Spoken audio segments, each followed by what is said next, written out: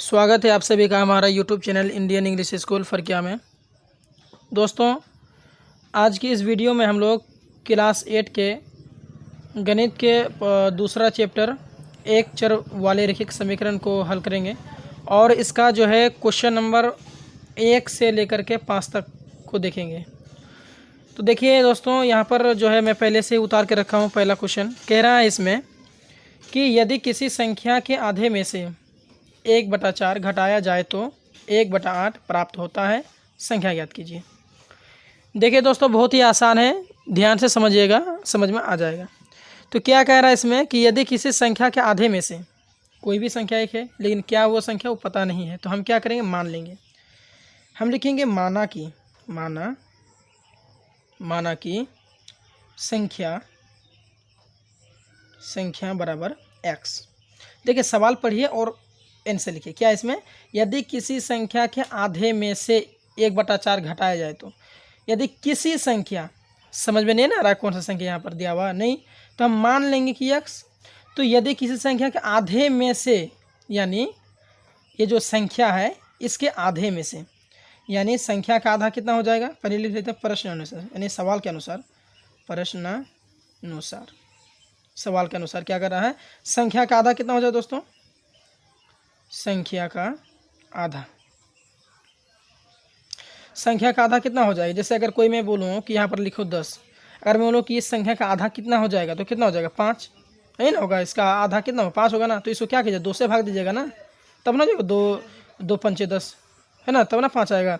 अगर बोलेंगे कि 20 का आधा क्या है, तो क्या कीजिए, 20 को 2 से भाग दीजिएगा, तब ना हो जाएगा 20 का आधा 10, 2 दही 10, ठीक है।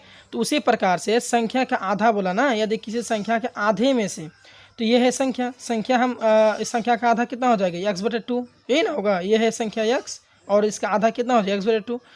तो यहाँ अब हम सवाल बनाएंगे, पढ़िए फिर से और सवाल तैयार कीजिए। देखिए, यदि किसी संख्या के आधे में से, किसी संख्या, तो हमने वो संख्या क्या माना, x माना, चलिए ठीक है। और इसमें से, यानी इस संख्या में से आधे में से, यानी इस संख्या का आधे में से, इस संख्या का आधा कितना हो जाएगा, यानी x/2 में से क्या घटाया जाए तो 1/4 घटाया जाए तो -1/4 घटाया जाए तो क्या प्राप्त होता है, 1/8 प्राप्त होता है। तो बराबर में क्या देंगे हम, 1/8।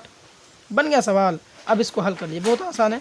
क्या करेंगे, देखिए x/2 आप बाहर निकाल लीजिए, ठीक। उसके बाद में बराबर दीजिए 1/8, ये माइनस में है, बराबर के उधर भेजेंगे तो प्लस में आ जाएगा, ठीक है। अब क्या करेंगे, x/2 जैसा है वैसे लिख दीजिए, ठीक। 8 और 4 का एलसीएम निकालिए, कितना आ जाएगा, 8 आएगा। 8 एकम 8, 1 एकम 1 प्लस 4 को कितना बार पढ़िएगा कि 8 आ जाएगा, 2 बार, 4 दूना 8, तो 1 को भी 2 बार पढ़िए, 1 दूना 2, यही ना होगा। अब क्या करेंगे दोस्तों, x/2 दे दीजिए, ठीक। सॉरी, बराबर हो गया यहाँ पर, बराबर 2 और 1 और 2 3/8। उसके बाद क्या करेंगे, देखिए x आपका बाहर निकल जाएगा, 3/8 है, 3/8 दीजिए, ये 2 भाग में है ना, अगर भाग में है तो उधर भेजेंगे, तो बराबर के उधर भेजेंगे तो गुना में आ जाएगा। तो क्या देंगे, गुने आपका आ जाएगा 2, ठीक है। अब काटिए, 2 एकम 2, 2 चौके 8, तो हमारा x बराबर कितना आ गया, हमारा x बराबर 3/4, यही ना, ये हो गया हमारा आंसर, ठीक है। तो संख्या ज्ञात करने के लिए कह रहा था, तो वो संख्या हमारा कितना हो जाएगा, 3/4, ठीक है। उम्मीद है आपको ये सवाल समझ में आ गया होगा। आइए हम लोग इसका दूसरा नंबर को हल कर लेते हैं। दोस्तों, यहाँ दूसरा नंबर सवाल में कह रहा है कि यदि किसी आयत की लंबाई और चौड़ाई का अंतर 5 मीटर हो और परिमिति 110 मीटर हो तो लंबाई और चौड़ाई ज्ञात करें। देखिए, कोई एक आयत है, जैसे हम यहाँ पर बना लेते हैं एक, मानिए कि ये एक आयत है, ठीक है। इसकी जो लंबाई दी हुई है वो कितना है, कहा है कि लंबाई और चौड़ाई का अंतर, यानी लंबाई कितना है वो भी पता नहीं है, चौड़ाई कितना है वो भी मालूम नहीं है। तो हम यहाँ पर मान लेते हैं कि माना कि आयत की लंबाई बराबर x, कितना है, x। अगर हम लंबाई x मान लेते हैं तो आयत की चौड़ाई कितना हो जाएगा, बताइए तो दोस्तों, चौड़ाई कितना होगा। देखिए यहाँ पर कह रहा है कि लंबाई और चौड़ाई का अंतर, यानी अगर लंबाई x है तो चौड़ाई हो जाएगा x-5। क्यों? क्योंकि लंबाई और चौड़ाई का जो अंतर है ना वो 5 है, 5 मीटर है। यानी अगर यहाँ पर कहे कि अगर लंबाई 10 मीटर है तो चौड़ाई कितना हो जाएगा 10-5 यानी 5 होगा। ठीक है, यानी लंबाई जितनी भी रहेगी उसमें से 5 मीटर को घटा करके उतना चौड़ाई होगा। तो अगर हम लंबाई को x मानते हैं तो चौड़ाई हो जाएगा हमारा x-5। समझ में आया? तो हमारा आयत की चौड़ाई कितना हो जाएगा x-5। यानी आयत की जो लंबाई है और चौड़ाई है दोनों के भीतर में 5 का डिफरेंस है। तो अगर लंबाई आपका x हो रहा है तो चौड़ाई कितना हो जाएगी x-5 यानी 5 का डिफरेंस है। समझ में आ गया होगा? ठीक है, तो अगर हम आयत की जो ये है लंबाई है अगर हम इसको x मानते हैं दोस्तों तो आयत की जो चौड़ाई है ये चौड़ाई ये कितना हो जाएगा x-5। शाबाश, आप तो बहुत अच्छी तरीके से समझ रहे हैं। तो आइए हल कर लेते हैं। देखिए आप सवाल पढ़िए, जिस हिसाब से पहले में सवाल पढ़ रहे थे ना उसी हिसाब से सवाल पढ़िए और इसका हल कीजिए प्रश्न अनुसार। प्रश्न अनुसार में क्या है, आयत के परिमिति आपका कितना दिया हुआ बताइए। तो देखिए यहाँ पर आयत के परिमिति 110 मीटर दिया हुआ, तो लिखेंगे आयत की परिमिति सॉरी यहाँ पर परिमिति नहीं देंगे, परिमाप देंगे, परिमाप। ठीक है, क्योंकि आयत का इसमें जो है ना लंबाई और चौड़ाई में परिमाप होता है तो परिमाप देंगे। आयत का परिमाप कितना हो गया बराबर 110 डिग्री दिया हुआ। समझे? तो आयत का जो दिया है तो लंबाई और चौड़ाई ज्ञात करने का सूत्र होता है दोस्तों कि आयत का परिमाप 110 दिया हुआ है और लंबाई चौड़ाई इसे ज्ञात करने का एक सूत्र होता है। क्या सूत्र होता है? यहाँ पर मैं लिख देता हूँ सूत्र, आप इसे याद कर लें। तो सूत्र होता है 2 × लंबाई जोड़ क्या होता है चौड़ाई। ठीक है, बराबर कितना परिमाप कितना दिया आपका 110 लिख दीजिए। ठीक, अब क्या करेंगे देखिए 2 है 2 दीजिए, लंबाई कितना है आपका दोस्तों देखिए यहाँ पर x है मैंने माना था, चौड़ाई कितना है x-5 माना था। ठीक, बराबर कितना है यहाँ पर 110, इतना तो दे सकते हैं ना। उसके बाद क्या करें देखिए 2 को x के साथ गुना कीजिए 2x हो गया। ठीक, 2 को x के साथ गुना कीजिए 2x हो गया, प्लस माइनस माइनस 2 पंचे 10 बराबर 110। ठीक, अब क्या करेंगे दोनों को जोड़ दीजिए, 2 2 कितना हो गया 4, 2x और 2x 4x। ठीक, माइनस का 10 बराबर का 110। अब क्या करेंगे 4x बराबर 110, ये माइनस में है उधर भेजेंगे तो प्लस में आ जाएगा 10। ठीक है, कोई भी संख्या अगर माइनस में रहता है बराबर को उधर जाते हैं तो प्लस में आता है। तो अब क्या हो गया हमारा 4x, एक सेकंड दोस्तों थोड़ा सा इसको एडजस्ट कर लेते हैं, अब सही है ना। ठीक, तो अब क्या करेंगे 4x बराबर इन दोनों को जोड़िए 110 और 10 कितना हो गया 120 हो गया। ठीक, अब क्या करेंगे सॉरी अब निकलेगा आपका x बाहर निकल जाएगा तो 120 और ये गुना में है तो इधर आके हो गया भाग में। ठीक है, अब काटिए इसको 4 1 4 4 3 12 1 0 बचे 1 0 यहाँ बैठा दीजिए तो हमारे पास में कितना आ गया x बराबर आ गया आपका 30 मीटर। समझ में आ रहा है? तो देखिए x का मान आया 30, तो हमने क्या क्या माना था यहाँ पर देखिए मैंने क्या क्या माना था कि यहाँ लिखेंगे माना था मैंने माना क्या था आयत की लंबाई बराबर मैंने x माना था। तो आयत की लंबाई x है तो x का मान कितना है 30 है, इसका मतलब है कि आयत की लंबाई कितना है 30 मीटर है। समझे? एक सेकंड दोस्तों,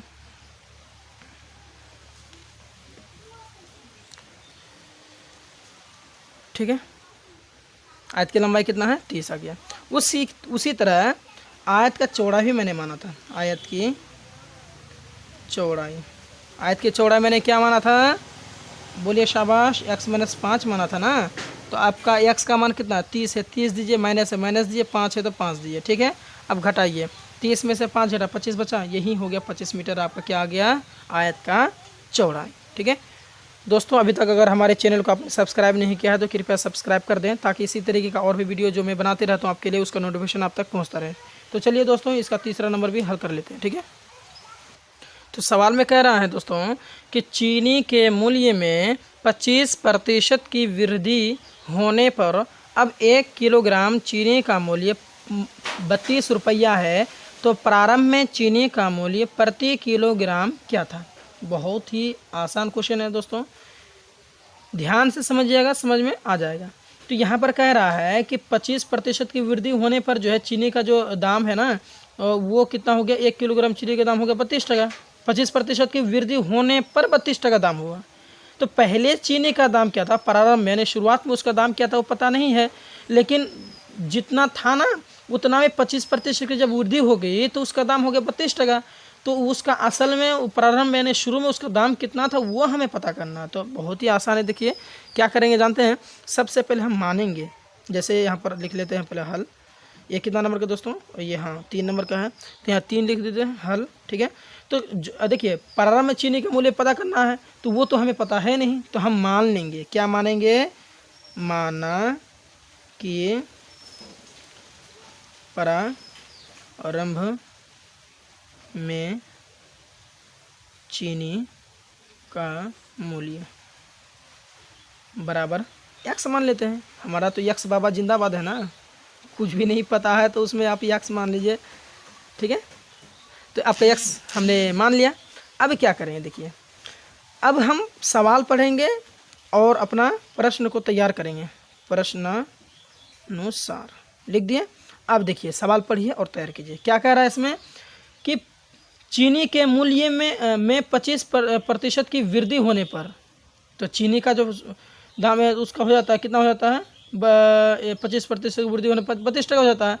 तो हमने चीनी का ये निकालना है, प्रारंभ में चीनी का मूल्य कितना वो निकालना है। तो मान लेते हैं कि हमने माना था यक्स रुपया है, यानी यक्स रुपया में 25% की वृद्धि होने पर, यानी चीनी का जो दाम था ना पहले उसमें 25% की वृद्धि होने पर, यानी यक्स हमने माना था यक्स, तो यानी यक्स में यक्स प्लस यक्स में 25% की वृद्धि होने पर, तो यानी यक्स का 25% की वृद्धि होने पर तो चीनी का मूल्य कितना हो जाता है, 32 हो जाता है। तो बराबर हम दे देंगे क्या, 32। समझ में आ रहा है क्या, हाँ आ ही जाएगा इंशाल्लाह, ज़रूर समझ में आएगा, क्यों नहीं आएगा। देखिए अब क्या करेंगे, यक्स है तो यहाँ पर आप यक्स लिख दीजिए, ठीक है। प्लस यक्स है तो यहाँ पर यही यक्स लिख दीजिए। का मतलब होता है गुना, क्या होता है दोस्तों, गुना। 25 है तो 25 दीजिए। प्रतिशत का मतलब होता है 100, तो बटे में दे देंगे 100 बराबर क्या हो गया, 32। अब यहाँ पर देखिए कट रहा है तो काटिए, जैसे 25 एकम 25, 25 चौके 100। अब देखिए यहाँ पर क्या करेंगे, यक्स है तो यक्स दीजिए, प्लस यक्स को गुना कीजिए 1 के साथ में, तो यक्स बटे में 4 है तो 4 लिखिए, बराबर क्या हो गया, 32। ये ना हुआ। अब इसके नीचे कुछ भी नहीं है तो 1 है। अब क्या करेंगे, क्योंकि 101 को यक्स के साथ गुना करेंगे तो यक्स से ना होगा। अब क्या करेंगे दोस्तों, इन दोनों के एलसीएम निकालेंगे, तो 4 और 1 के एलसीएम 4 आएगा। 1 को हम 4 बार पढ़ेंगे तो 4 आएगा, तो यक्स को भी 4 बार पढ़िए, तो यक्स को 4 बार पढ़ेगा तो 4 यक्स होगा ना, प्लस है प्लस दीजिए। 4 को 1 बार पढ़ेंगे तो 4 आएगा, तो यक्स को भी 1 बार पढ़िए, बराबर कितना हो गया, 32। अब क्या करेंगे, 4x और 1x 5x हुआ, ठीक। ये भाग में है, उधर भेज देंगे तो ये हो जाएगा गुना में, ठीक है। अब क्या करेंगे, देखिए मैं यहीं पर लिख देता हूँ। अब क्या करेंगे, 5x बराबर 32 चौके होता है दोस्तों 128। कितना होता है, 128, 32 चौके 128। अब क्या करेंगे, यक्स आपका बाहर आ जाएगा और ये है गुना में, तो इधर आके हो जाएगा भाग में, ठीक है। अब 5 को अगर हम 28 से भाग देंगे तो दोस्तों इसका आ जाएगा आपका 25.6। आप निकाल के चेक कर सकते हैं, ठीक है, भाग लगा के देख सकते हैं। तो x बराबर 25.6 आया। तो यक्स कौन है, यक्स यही तो है, प्रारंभ में चीनी का मूल्य हमने तो यक्स माना था, तो हमारा यक्स निकल गया। तो हम यहाँ लिखेंगे अतः प्रारंभ में, देखिए बहुत आसान है, ध्यान से समझिएगा, सब आसान है भाई, दुनिया में कुछ भी मुश्किल नहीं है, सिर्फ हिम्मत नहीं हारना अपने को। तो कितना का 25.6, ठीक है, रुपया था, हो गया ना सर हमारा। बहुत आसान है, आसान क्यों नहीं है, आसान है, ज़रूर है। चलिए आइए हम लोग इसका जो है ना चौथा नंबर भी हल कर लेते हैं, बहुत ही आसान है ये भी, देखिएगा।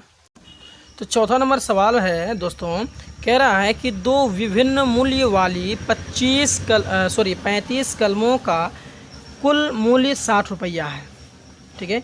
यानी आपका जो है कि 35 ही बोल रहा हूँ, 35 कलम है, तो 35 कलम का जो दाम है ना तो वो है 60 रुपया। लेकिन देखिए दो विभिन्न मूल्य, यानी मतलब कि दो अलग कीमत वाली, मानिए कि कोई मतलब कि सस्ती वाली है, कोई महंगी वाली है, तो दो अलग अलग कीमत वाली जो है कलमों की संख्या कितना है आपका 60 कलम है, और उन 60 कलमों का दाम क्या टका है 60 टका है, यानी 35 कलम है और उसका दाम है 60 रुपया। ठीक है, तो कह रहा है कि एक सस्ते कलम का दाम हो गया आपका 1.50 और एक महंगे कलम का दाम हो गया 2 टका।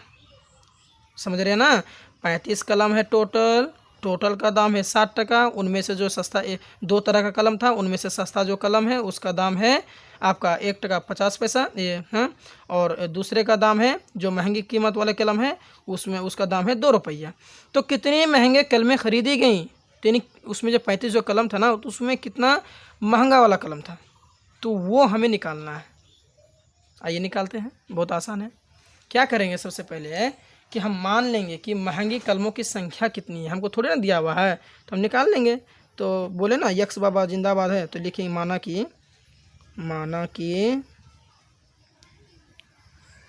क्या मानेंगे दोस्तों, माना कि महंगी कलमों है ना, महंगे कलमों की संख्या बराबर हम x मान लेंगे। समझ में आ रहा है, x मान लेंगे। तो सस्ती कलमों की संख्या क्या है, महंगी कलमों की संख्या x है, तो सस्ती कलमों की संख्या कितना हो जाएगा, सस्ती कलमों की संख्या बराबर कितना आ जाएगा x माइनस 35 टोटल कलम है ना, तो 35 में से अगर हम देखिए एक बात यहाँ पर नोट कीजिए कि मानिए कि महंगी कलमों की संख्या है x, टोटल कलम है 35, समझे, टोटल कलम कितना है 35, और उनमें से है महंगी कलम x है। तो अगर हम टोटल महंगी में से 35 जो कलम था टोटल, उनमें से अगर हम महंगा वाला कलम को हम हटा देंगे, निकाल देंगे, तो जो बचेगा वो सस्ता है ना कलम बचेगा। नहीं समझ में आया, जैसे एक मानिए कि डब्बा में, मान लीजिए कि एक डब्बा में आपका जो है कि 35 कलम है, और 35 कलम है तो 2 तरह का कलम है, समझे, एक महंगा वाला भी कलम है, एक सस्ता वाला कलम है।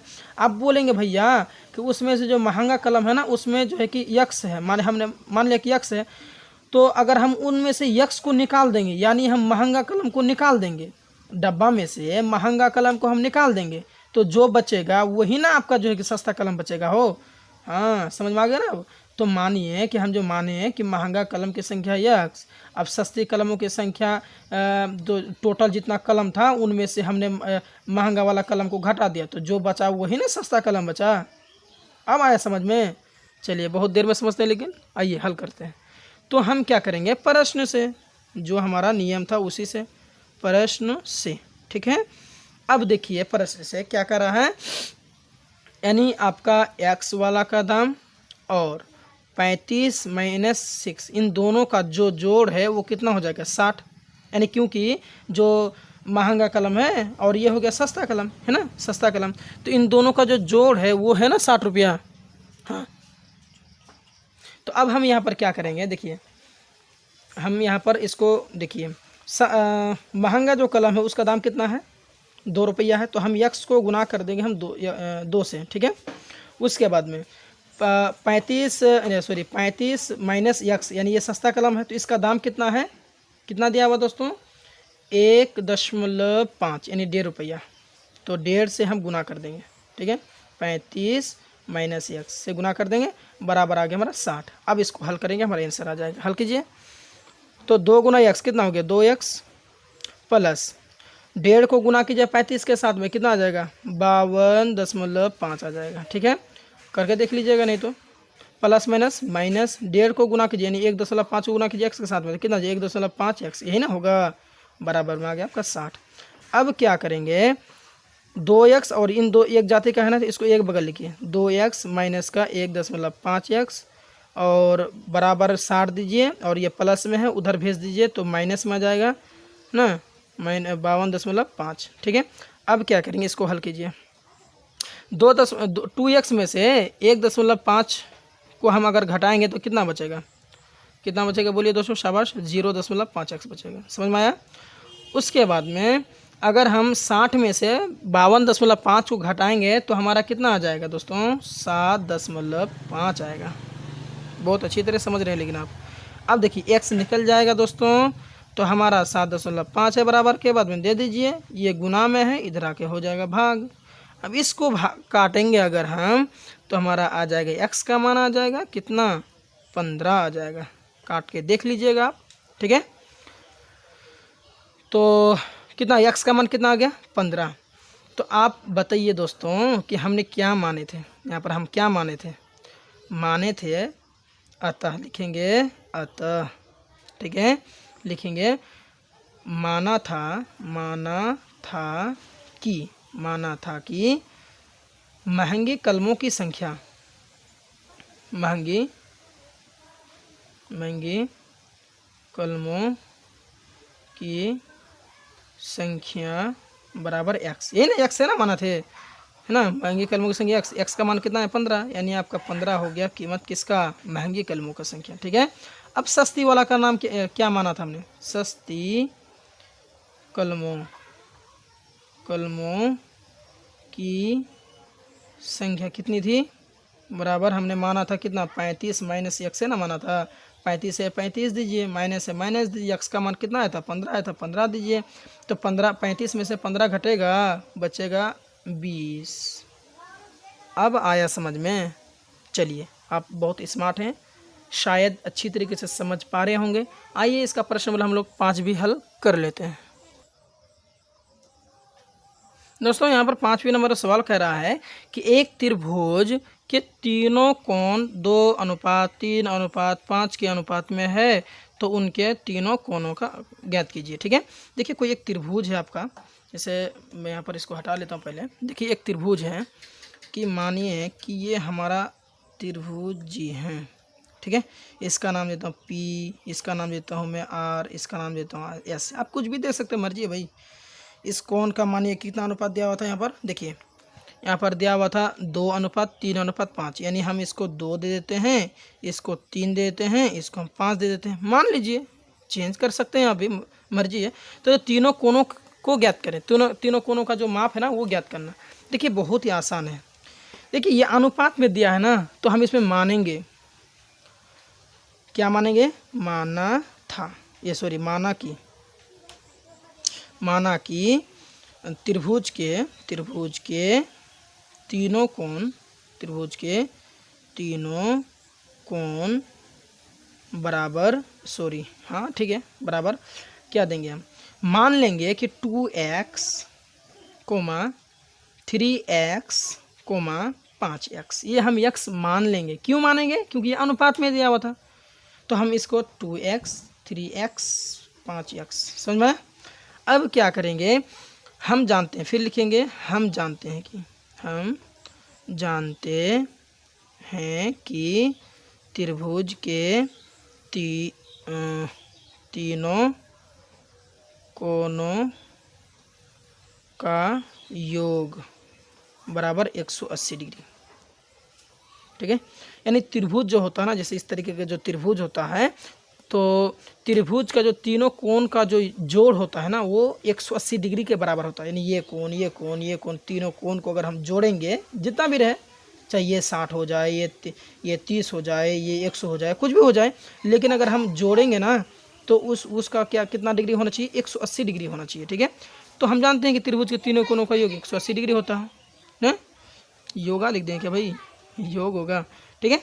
तो हम लिखेंगे कोण नहीं लिखे, डायरेक्ट लिख दीजिए, नहीं तो 2x + 3x + 5x बराबर कितना हो जाएगा, 180 डिग्री। यानी ये कोण का माप जो होता है, ये तीनों को मिलाएंगे, अगर जोड़ेंगे अगर हम, तो वो 180 के बराबर होगा। तो लिख दिए, तीनों को जोड़िए, 2 और 3 5, 5 5 10। स्मार्ट है, बहुत जल्दी गुना कर लेते हैं, जोड़ लेते हैं।